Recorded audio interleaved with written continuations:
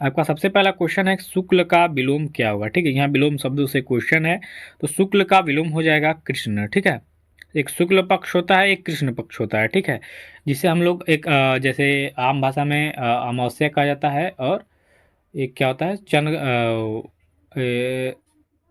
ठीक है,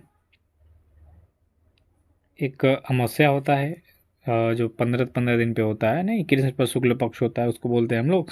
तो वही है आपका शुक्ल का कृष्ण हो जाएगा। ठीक है, चलिए नेक्स्ट क्वेश्चन है यहाँ पे, सज्जन मृदुभाषी होते हैं, इस वाक्य में मृदु का विलोम शब्द बताइए। ये देखिए वेरी इंपॉर्टेंट क्वेश्चन हो सकता है आपके एग्जाम के लिए, कि सज्जन मृदुभाषी होते हैं। ठीक है, तो ये मृदुभाषी जो है, इसमें जो मृदु होता है इसका सब विलोम शब्द बताना है, तो मृदु का हो जाएगा आपका कटु। तो सही उत्तर यहाँ पे आपका विकल्प भी हो जाएगा कि मृदुभाषी का जो विलोम शब्द होगा हो जाएगा कटु। अगला हो जाएगा कि थोड़ा जानने वाले के लिए एक शब्द बताइए। तो अनेक शब्दों के लिए एक शब्द यहाँ पे हो गया है। ठीक है, तो थोड़ा जानने वाला के लिए एक शब्द हो जाएगा अल्पज्ञ। ठीक है, अल्पज्ञ मतलब बहुत ही कम ज्ञान है, यानी थोड़ा सा जानकारी इसके पास है, तो इसका राइट आंसर हो जाएगा अल्पज्ञ। थोड़ा जानने वाले की एक शब्द हो जाएगा अल्पज्ञ। ठीक है, विकल्प सी आपका सही उत्तर होगा। अगला क्वेश्चन देखेंगे, आकाश से बातें करना मुहावरे का अर्थ क्या होगा। तो दोस्तों आकाश से बातें करना, इस मुहावरे का अर्थ हो जाएगा बहुत ऊंचा होना। ठीक है, सही उत्तर यहाँ पे आपका विकल्प डी होगा कि आकाश से बातें करना मुहावरे का अर्थ हो जाएगा बहुत ही ऊंचा होना। अगला क्वेश्चन क्या है कि हिंदी में मूल व्यंजन वर्णों की संख्या कितनी होती है। तो दोस्तों हिंदी में मूल व्यंजन वर्णों की जो संख्या होती है वो आपकी होती है 33। तो यहाँ विकल्प में आपका ए विकल्प जो दिया है इसका सही उत्तर हो जाएगा कि हिंदी में मूल व्यंजन वर्णों की जो संख्या होती है आपकी कितनी हो जाती है, 33 हो जाती है। ठीक है, चलिए अगला क्वेश्चन देखिए, जो आपका बड़ा स है, ठीक है, इस ध्वनि का उच्चारण स्थान क्या है। तो बड़े स का जो ध्वनि का उच्चारण हमारे मुख में होता है वो होता है आपका तालव्य से। ठीक है, तालव्य स, जैसे आप स बोल के एक बार देखिए स यहाँ पे तालव्य आपका काम कर रहा है। ठीक है, तो जो स ध्वनि का उच्चारण स्थान है आपका तालव्य है, तो यहाँ पे सही उत्तर विकल्प बी होगा। अगले क्वेश्चन में है कि गहरा का विलोम शब्द क्या होगा। तो दोस्तों गहरा का जो विलोम शब्द होता है वो आपका उथला होता है। ठीक है, क्या होता है, उथला। तो सही उत्तर यहाँ पे आपका विकल्प सी होगा कि गहरा का विलोम शब्द हो जाएगा उथला। आगे का क्वेश्चन है कि गौड़ का विलोम शब्द क्या होगा। तो गौड़ का जो विलोम शब्द होगा हो जाएगा प्रमुख। ठीक है, गौड़ मतलब शांत, प्रमुख मतलब बहुत ही उच्च कोटि का। ठीक है, तो सही उत्तर यहाँ पे आपका विकल्प डी हो जाएगा कि गौड़ का विलोम शब्द होगा प्रमुख।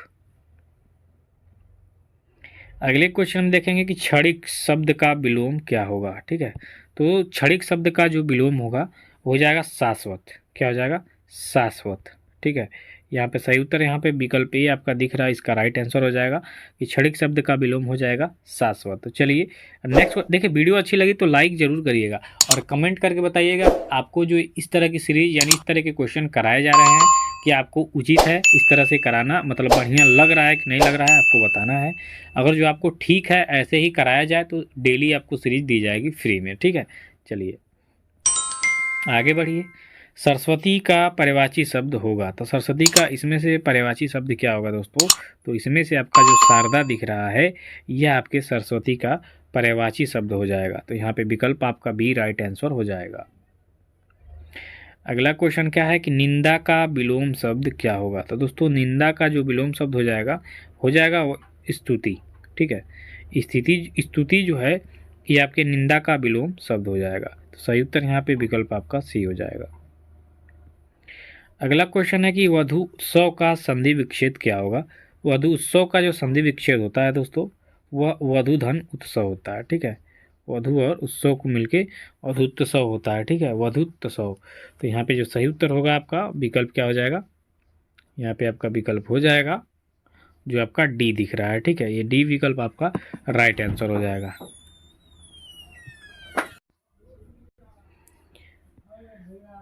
अगला क्वेश्चन है यहाँ पे आपका कि निम्नलिखित में से कौन सा शब्द तत्सम है। तो निम्नलिखित में से कौन सा तत्सम है। ठीक है, तो इसमें तत्सम की बात करेंगे तो जो आपका उज्ज्वल है ये आपका तत्सम हो जाएगा। ठीक है, सही उत्तर पे यहाँ पे आपका विकल्प ये हो जाएगा कि निम्न में से तत्सम क्या है, तो उज्ज्वल है। ठीक है, ऐसे ही क्वेश्चन आपको आएंगे एग्जाम में। अगला क्वेश्चन है निम्नलिखित में से कौन सा असुर का पर्यायवाची शब्द नहीं है। अब यहाँ पे नहीं एक क्वेश्चन आ रहा है, ठीक है। अगर जो असुर का पर्यायवाची होता तो ठीक है, नहीं है तो इसमें से धनुष, राक्षस और निशाचर ये आपके असुर के पर्यायवाची शब्द हैं। लेकिन यहाँ पे जो महाकाय है, ठीक है, यह आपके असुर का पर्यायवाची शब्द नहीं है। तो सही उत्तर यहाँ आपका विकल्प बी होगा कि निम्न में से असुर का पर्यायवाची शब्द नहीं है महाकाय। रीजनिंग की भी क्लास आपको दी जाएगी जल्दी। बाग बाग होना मुहावरे का सही अर्थ क्या होगा। तो दोस्तों बाग बाग होना मुहावरे का सही अर्थ होगा खुश होना, ठीक है। रीजनिंग अगर जो आपको चाहिए रीजनिंग एसएससी जीडी कांस्टेबल के लिए तो टॉपिक बता दीजिएगा, उस टॉपिक पे आपको रीजनिंग की क्लास दी जाएगी, ठीक है। तो बाग बाग होना मुहावरे का सही अर्थ हो जाएगा खुश होना, ठीक है। चलिए नेक्स्ट करेंगे दोस्तों कि इनमें से कि जिसका जन्म अंडे से होता है उसको व्यक्त करने वाला कौन सा एक शब्द होगा। काफ़ी ज़्यादा इंपॉर्टेंट, सीधा सीधा एक कर रहा है कि अनेक शब्दों के लिए एक शब्द जन्म से अंडे लेने वाले के लिए क्या होता है, तो अंडज होता है, ठीक है, अंडज, ठीक है।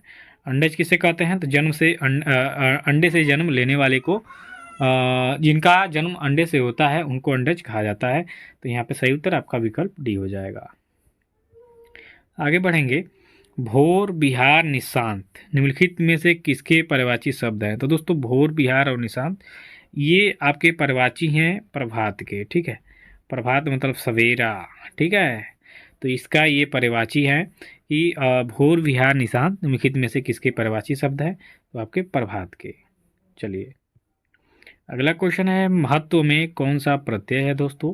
तो महत्व में आपका त्व प्रत्यय है, कौन सा, त्व। तो सही उत्तर यहाँ पर विकल्प आपका बी हो जाएगा कि महत्व में त्व प्रत्यय है, ठीक है। चलिए आगे देखिए।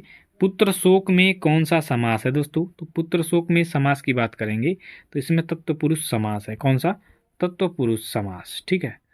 तो सही उत्तर इसका क्या हो जाएगा आपका विकल्प सी हो जाएगा। अगर जो हिंदी के टॉपिक वाइज क्वेश्चन आपको चाहिए तो आप कमेंट कर सकते हैं, नहीं तो ऐसे आपके चाहिए सभी एक साथ तो वैसे भी आपको मिल जाएंगे, ठीक है। चलिए आगे का क्वेश्चन देखिए।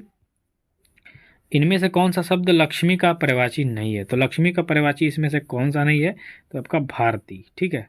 भारती आपका इसमें से लक्ष्मी का पर्यायवाची नहीं है। बाकी इंदिरा, अमला और चंचला ये तीनों आपके लक्ष्मी के पर्यायवाची हैं, लेकिन जो आपका भारती है ये लक्ष्मी का पर्यायवाची नहीं है। तो सही उत्तर यहाँ आपका विकल्प डी हो जाएगा। तो आज के वीडियो में बस इतना ही, इसलिए इतने क्वेश्चन लाया हूँ।